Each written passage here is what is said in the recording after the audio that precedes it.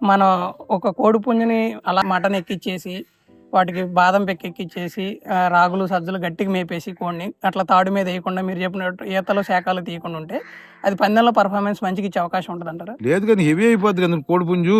Okay. మీరు గాబులో పెట్టేసి మేపేస్తే heavy లేదు, దున్నపోతులాగా అయిపోద్ది. అది ఏం కదులుతుంది? అది యాక్టివిటీ అనేది కంపల్సరీ ఉండదు. అలా మేపుకునేటట్టు అయితే అసలు దాని దగ్గర విద్య ఉంటుంది. వస్తే సోళ్ళు గంటలు ఒడ్లు పెట్టి దానికి ఒక 20 నెలలు వచ్చేటప్పటికి ఏం మేపకుండానే తోడు మీద ఉంటే సరిపోద్దండి. ఓకే. అసలు దాని దగ్గర విద్య ఉండాలి మెయిన్. అదే. విద్య లేని దానికి మనం 100 రకాలు పెడితే మాత్రం సుఖమే ఉంది. అవును. విద్య ఉన్న దానికి అంత సేవ అనేది చేయొచ్చు మనం. విద్య లేని దానికి ఎంత పెట్టిన దానికి ఏదైనా వేస్ట్ దానికి. ఓకే. విద్య ఉన్న వాటికి అంత సేవ చేసినా తప్పదు కదండి.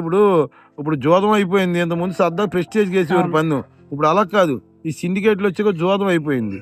నేను కొన్ని పందాలు చూస్తే ఈ 25 లక్షలు 30 లక్షలు కొట్టిన వాటి మీద 2 లక్షలు వేసిన కోళ్ళే చాలా బాధ దెబ్బలండి కొన్ని చోట్ల. ఓకే. అది డబ్బు మనం